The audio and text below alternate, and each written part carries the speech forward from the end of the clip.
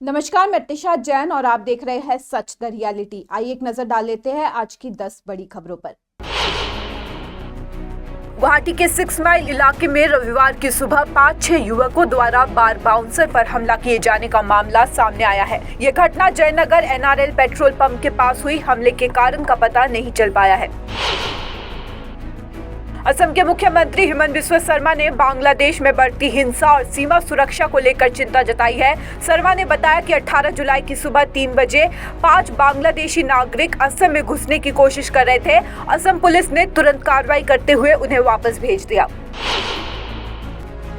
असम के मुख्य चुनाव अधिकारी अनुराग गोयल ने बताया है कि 5 विधानसभा क्षेत्रों के उपचुनावों के लिए अंतिम मतदाता सूची 8 अगस्त को जारी की जाएगी। शुक्रवार को प्रेस कॉन्फ्रेंस में गोयल ने धोलाई, सिदली, बोंगाईगांव, बेहाली और सामगुड़ी सीटों के उपचुनाव की जानकारी दी। ये सीटें पूर्व के विधायकों के लोकसभा चुनाव जीतने के कारण खाली हुई है।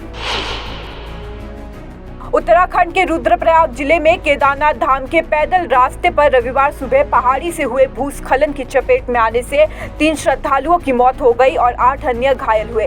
हादसा सुबह करीब 7:30 बजे गौरीकुंड केदारनाथ पैदल मार्ग पर गौरीकुंड से 3 किलोमीटर आगे चिड़वासा के पास हुआ, जहां पहाड़ी से अचानक आए मलबे और भारी पत्थरों की चपेट में वहां से गुजर रहे श्रद्धालु आ गए। घटना की सूचना मिलते ही पुलिस, SDRF और आपदा प्रबंधन की टीमें मौके पर पहुंची और तलाश और बचाव अभियान शुरू किया।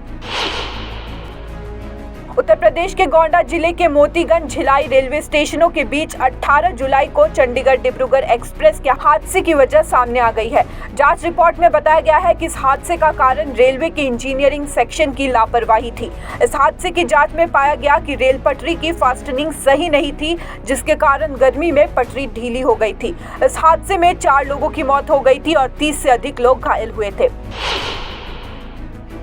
सीएम अरविंद केजरीवाल के स्वास्थ्य को लेकर आम आदमी पार्टी, तिहाड़ जेल प्रशासन और भाजपा पर लगातार हमलावर है। आज सांसद संजय सिंह ने जेल में केजरीवाल की जान को खतरा बताया है। उन्होंने कहा कि जान से मारने की कोशिश की जा रही है। भाजपा, केंद्र सरकार और दिल्ली के LG अरविंद केजरीवाल की जिंदगी से खिलवाड़ कर रहे हैं। उत्तर प्रदेश और उत्तराखंड में कांवड़ यात्रा मार्ग पर आने वाले दुकान और रेस्टोरेंट मालिकों को नेम प्लेट लगाने के आदेश की बाबा रामदेव ने सराहना की है। उन्होंने रविवार को कहा कि जब रामदेव को अपनी पहचान बताने में कोई दिक्कत नहीं है तो रहमान को क्यों दिक्कत होनी चाहिए। उन्होंने कहा कि नाम छुपाने की कोई जरूरत नहीं है, अपने काम को शुद्धता और प्रामाणिकता से करना चाहिए।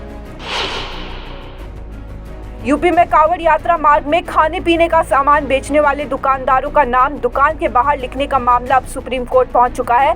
Association for protection of civil rights नाम की NGO इस मामले को लेकर सुप्रीम कोर्ट पहुंची है, जिसमें यूपी सरकार के आदेश को चुनौती दी गई है। इस मामले पर सुप्रीम कोर्ट सोमवार को सुनवाई करेगा। केरल से एक हैरान करने वाला मामला सामने आया है, जहां निपा वायरस से संक्रमित 14 साल के लड़के की मौत हुई है। मृत लड़के के पिता और चाचा भी इस वायरस से संक्रमित हो गए हैं, जिन्हें अस्पताल में भर्ती कराया गया है। राज्य के स्वास्थ्य मंत्री वीना जॉर्ज ने ये जानकारी दी है। वायरस के संभावित प्रकोप को लेकर राज्य अलर्ट पर है। इस बीच केरल की स्वास्थ्य मंत्री वीना जॉर्ज ने शनिवार को मलप्पुरम जिले में एक उच्च स्तरीय बैठक की अध्यक्षता की, जिसमें निपा वायरस के प्रसार को रोकने के लिए उठाए जाने वाले कदमों पर चर्चा की गई। बांग्लादेश में सरकारी नौकरियों में रिजर्वेशन को लेकर जारी बवाल के बाद पूरे देश में कर्फ्यू लागू कर दिया गया है। इसके साथ ही शूट एट साइट का ऑर्डर दिया गया है, यानी प्रदर्शनकारियों को देखते ही गोली मारने के आदेश दिए गए हैं। बांग्लादेश हिंसा में अब तक 133 लोगों की मौत हो चुकी है।